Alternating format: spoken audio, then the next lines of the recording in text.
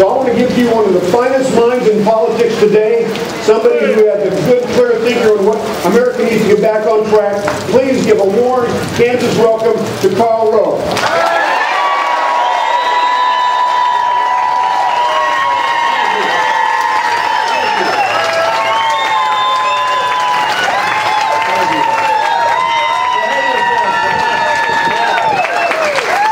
I just told Todd, I said warm and wet. I'm from Texas, so we never curse the rain. Send some of the South, if you will. Well, first of all, thanks for coming out today. It's a sign of your commitment. It's also a sign of how important you know this race is that you come out on a day like this. Look, I don't do a lot of Republican primaries. I just don't. I'm focused on winning in November. It's up to the people in the individual states to figure out who they want and how they want them. But this race is different because I know both candidates. I worked with both candidates. I see the challenges coming ahead for our country. And when those challenges occur, I want this guy in the United States Senate, not the other guy.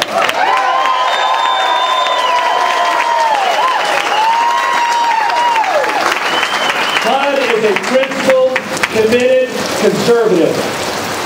When he'd come down to the White House, he wouldn't always agree with us, but he would always shoot straight with us. And whatever he wanted to talk about, it wasn't about him. It wasn't about what he needed. It was about what he thought was best for our country and what he thought his principles drove him to do. And you know what? I saw these two men in action. I saw them in the battle over the tax cuts in 2003. We had to pass, as the Constitution requires, a tax cut bill through the House. And we wanted the strongest, most robust tax cut we could possibly get out of the House to strengthen our hand in dealing with the Senate. Because the Senate has different rules and a lot more Democrats. And you got to come with a strong bill out of the House if you want to end up with a strong tax cut at the end. And coming out of the House, there were 12 Republicans who voted to weaken the President's hand in the negotiations with the Senate. And one of those was the other congressman who was running for the United States Senate. This guy stood strong. This guy knew how important it was to get our economy going. And he knew the stronger the President was going into the Senate, the stronger the bill would be. Now the other guy says, oh yeah, well, I voted for the Bush tax cuts in 2003. Well, he voted against it when he had a chance to on the House of Representatives floor, and then he voted for it when the bill came back from the Senate. I guess that's sort of like John Kerry. He was against the bill before he was for the bill.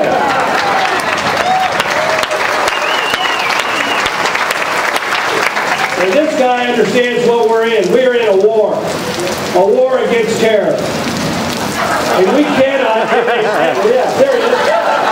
Well, he does too. That's why he's for him. When it came time to vote on whether or not we would take these terrorists and put them in military tribunals as we have since the earliest days of our republic, this guy understood we don't need to be given the protections of the United States Constitution to foreign nationals who we capture on some dark place in the Middle East or in some dark corner of Afghanistan or Pakistan. And the other guy stood with the ACLU and the Democrats and said, no, let's vote against those bills. Let's get them at civilian courts. Now, can you imagine? What do these people want?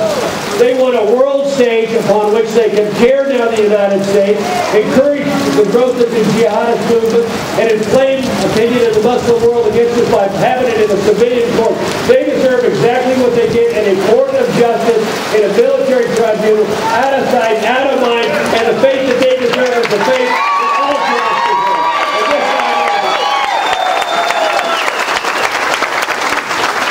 We got big battles ahead. We got important decisions that are going to be made in this country between now and the 2012 presidential race in the years ahead.